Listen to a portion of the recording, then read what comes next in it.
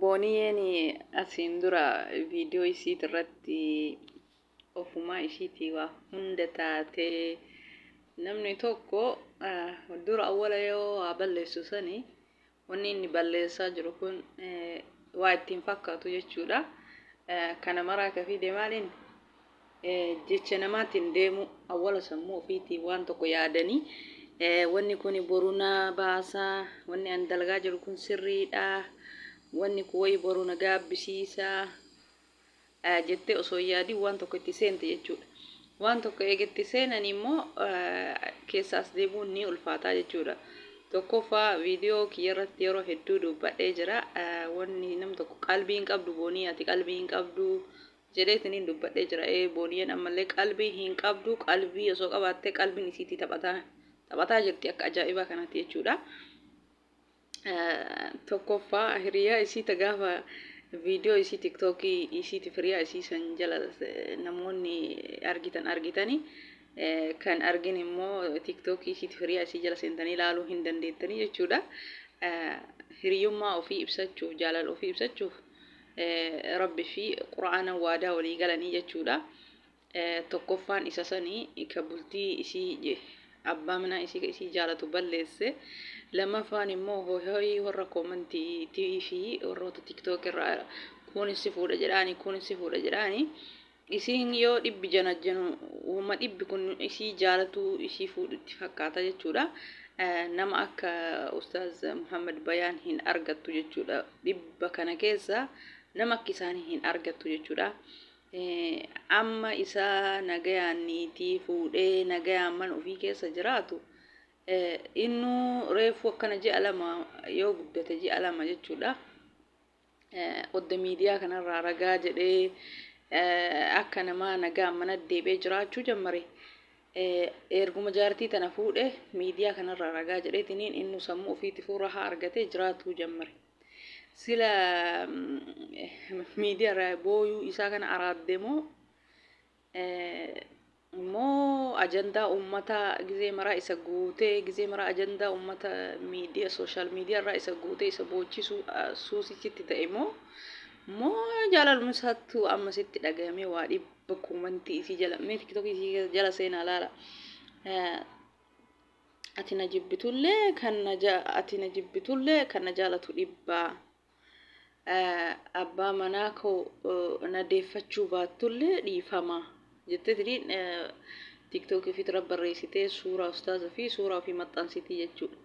Ka ustaaza kana jaalattu maaliif kaleessuma itti yaadin yoo ta'in akkasii jecha wareegama hedduu kafalee waa hedduu ta'ee xiqqaatee arrabsamee maqaan hedduu itti moggaafame sanii maa yaadin kan arra boottee arra qalbiin tante ustaaza si deebisuuf taatu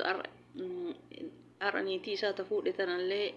akka isii dhiisee si deeffatuuf taatu silaa ima deebi'a. Isii yoo dhiise malee ani akkanatti wajjin jiraachuu hin danda'u. Maali hay bultiin tapha moo caammaa faashinaa kaan baafatanii kaan irratan seete bultiin taphaa miti bara. Bultiin immoo qaldii miti jaalalillee qaldii miti taphallee miti jaalalli jechuudha. Akka gaabbituu fi akka gaabbin si dhaga'uu fi akka gaabbii quba of nyaattu kaleessuma sitti himnee jirra jechuudha. Ati jecha namaa fudhattu malee ka warra si fuudhaa dhiisi kan achi ofirraa kana gowwaa ka miidiyaa irra bu'aa oolu siin jedhamanii fudhatte namni kalee akkasiin jedha sun har'a bakka sanitti siin argamu jechuudha. Har'atuu dhibbatti gaabbiteetiniin jirta jechuudha. Kanaafuu kaleessuma sii himnee jirra osoo hin gaabbine. Boru gaabbiin quba of nyaatta lakki itti yaadi gizee ustaazni kun siif boo'u gizee ustaazni kun si kadhatu gizee ustaazni kun si jaallatu siif jecha du'allee ofii kadhatee jira ka isa dhumaa jechuudha. Addunyaa tanarraa na dabarsii yoo anii fi sii waliin argatanii nama jaalatan dhabuun maalii nama taasisaa jedhee waa hedduu reegama hedduu kafalee jechuudha. Kanuma keessa ati diddee siin barbaadu kanarraa hiiki. Anaaf inni waliin taanu arra eessaa baatere ka osoo isii dhiisee isatti hin deebi'a ka jettu moo suusii miidiyaa ummataa godhuu barbaadde gizee maraa jechuudha. Akka ummanni miidiyaa gizee maraa ajandaa godhatu akkama gizee maraa inni miidiyaa irraa booyu innu silaa hanga maraatu takka ga'eetiniin rabbiin kalutti isa dhaqqabeetiniin erga hintala tana ربي ولف فيدي intala tana fuudhe miidiyaarra alhamdulillah jedhee xiqqoo ragaa jedhee miidiyaarra manatti deebi'e moo gizee mara miidiyaarra iyyisiisuu barbaadda malee yani jaalalallee namatti hin fakkaatu kun bultillee isa barbaaddetii miti osoo ammallee intalli tun jalaa baate Muhammad Bayaan ankasiidhaamu jecha lamallee ustaaz jechuu ustaaz Muhammad Bayaan ankasiidhaamu niitii ta'e tana gadi hin dhiisin boonii narrallee ajandaa miidiyaa si godhuu fi si maraachitee fuultakkatti akka maraattu asfaaltii irratti hambisuu barbaaddi malee bultiishi barbaadde timti osoo bultiishi barbaadde qareessuma yoo ta'e akkasit duuka boottu sana yoo ta'e akkasit duuka miidhamtu san wayi abbaan manaa kiyya kun anuma jaalatee akkana ta'a anaaf jecha waa hedduu ta'e abbaan manaa kiyya kana kanarra miidhuun barbaadu abbaan fedhe waan fedhe haa jedhu hiyyoomnullee rakkannullee galee abbaan manaa kiyya kana qalbii isaa cabdi kana gammachiisuu qaba jetteetiniin kaatee galteetiniin isa gammachiista malee eega uummanni miidiyaa martii itti kolfee uummanni miidiyaa marti arrabsee maqaan hedduu itti moggaase gammachuu nama isa jibbuu guutuuf siin barbaadu jetteetiniin kaleessa ni kanarra hiitu malee jettee isaa duraayyuu siif jecha waa hedduu ta'aa jiru lammata irra dabaltee ummata miidiyaa ka qalbii isaa cabse wajjin atillee qalbii isaa lammata cabsite jechuudha qalbii isaa lammata cabsite arrallee qalbii isaa sadaffaa cabsuuf immoo maaliif immoo fuultakkee maraatee asfaaltii irra haboo barbaadde ana sookii yaadu bultii isaa nagaan bultii ijaaratee jiraataa jiru bultii isaaniin diiginii jedha haadha manaa isaa tafuudha wajjin nagaan haa jiraatu nagaa isaan dhoorgiteetiniin ammallee miidiyaa irra bahee haa boo'uuf ajandaa isaa suusisitti ajandaa isaa kana miidiyaa irra oofuuf barbaadde malee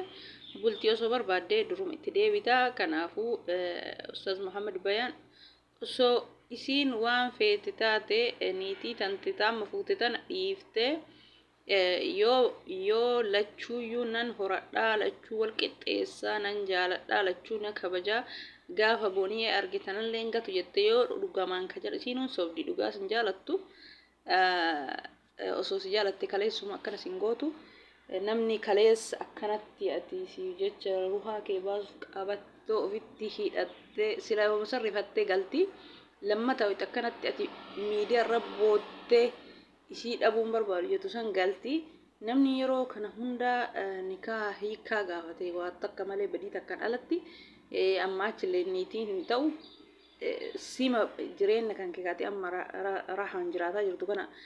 battanneessuuf balleessuuf akka nama si jaalatee taati malee ani bultiif si ustaaza kana barbaadu natti fakkaatu garuu osoo wanni fedhe galee niitii ta'e amma fuute tana hin dhiisina ustaaz Muhammad Bayaan kuni dhaamsa kee niitii matee san tafuutanii kabajaan miidiyaa irraa booyuu sanuu dhiiftanii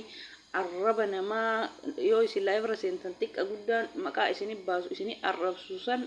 jalaa miidiyaa irraa ol deebitanii kabajaa mana keessa jiraataa jirtanii erga niitii tana fuutanii niitii teessan osoo wanni fedhe galee hin dhiisina yoo booniyee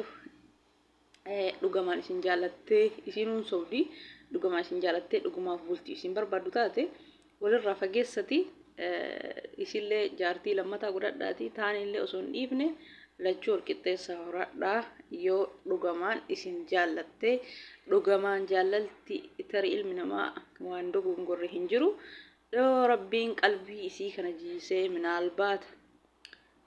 waan rabbiin beekamu qalbii isii onne isii jiisee dhugamaan isin jaalattee dhugamaan bultiif isin barbaadde gargar fageessati lachuu jaartii godhadhaati akkasii hojii jiraadha yookaan ka miidiyaa irraa akkuma kaleessa sanitti yookaan adeeffadhu yookaan na hiikii fi isinitti taphatuu fi ajandaa miidiyaa isin godhuuf yoo ka qalbiin isii feetu taate waan akkasii itti hin kennina ammallee wanti tokko an dubbachuu barbaade haadha mana keessan qaama fuutan kana maashaallah tabarakallah hijaab itti gootanii gaafa awwala fuutanii gaafa ramadaana hijaab itti gootanii fiddanii hijaab eegalga itti gootanii isinumatu islaamummaa gadi fageenyaan nurra barate hijaaba takka itti gootanii maaliif irraa baaftan hijaabni maashaallah tabarakallah irraa bareeda hijaaba jechuun kabajaadha faaya hijaabni irraa bareeda hijaaba maaliif irraa baaftan hijaaba irraa baasuun qabdan takka itti dirtanii hijaaba irraa baasuun qabdan hijaaba itti uffisa jaartii keessan hijaaba itti deebisa hijaabni kabajaadha satiriidha awra ofisa tirachuudha ijuma miidiyaa kanaatiif hin ta'u miidiyaa irraa ragaa jechuun keessanillee xuruu ta'e gizee mara miidiyaa irraa yoo mul'attan booniyeen maali fi akka nama akka keessanii waan dhabdeef ammas deebite bakka isin gisee maraan mallee ajandaa isinirra uumti ajandaa miidiyaa isin godhuu barbaaddi kanaafuu haadha manaa keessanillee haqa isin haala hundaa barattutti miidiyaa irra osoo baay'istanii fiduu baattanii hijaaballee itti fiddanillee hijaaba isii itti deebisaa hijaaba irraa bareeda jaartiin ustaaza hijaabatu isin mala hijaaba takka irraa dirtanii takka irraa baasuun immoo sirrii miti hijaaba isii irratti deebisaa jedhaani kanaafuu rabbiin amrii kulli isiniif haa laaffisu booniyee rabbi isii haa qajeelchu jechuudha yoo dhugamaanii jaalala keessan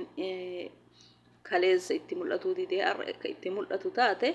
rabbi isii haa qajeelchu jechuudha yaqiinan nama gadi dhaabbate yaqiinan jaarsa fiitti bar ummanni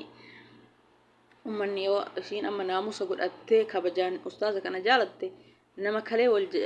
kalee wal jaalate inuma walitti deebisa olaakin akkuma kaleessa itti taphatuu fi yoo ajandaa miidiyaa godhuuf taate garuu osoo ustaaza kanarraa dhaabbatte yoo maraachitee aspaaltii irra galchuu barbaadde malee ustaaza kanarraa osoo dhaabatte jechuudha yoo dhugumaan jaalatte immoo itti yaaddee waa mara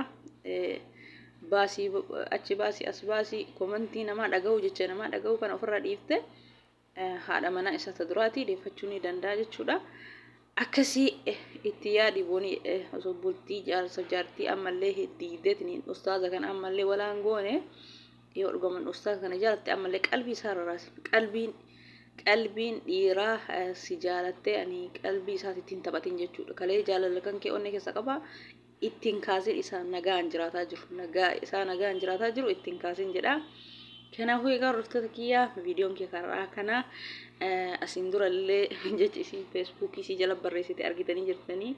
ammallee jecha hedduu tiktookii isii jala barreessaa jirti kanuma mara maaliif qalbii ta'e ofirra raasta qalbii tantee siraaxoo mustaqiim jedhiiti qalbii tantee gadhaabiti waan tokko irra gadhaabbadhuuti abbaan manaa kan keessiif deebi'aa jechuudha ati naamusaa fi adaba qabaattee jecha namatirraa fagaattee ustaaza kana dhugatti jaallatte jechuudha kanaafuu rabbiin haa laaffisu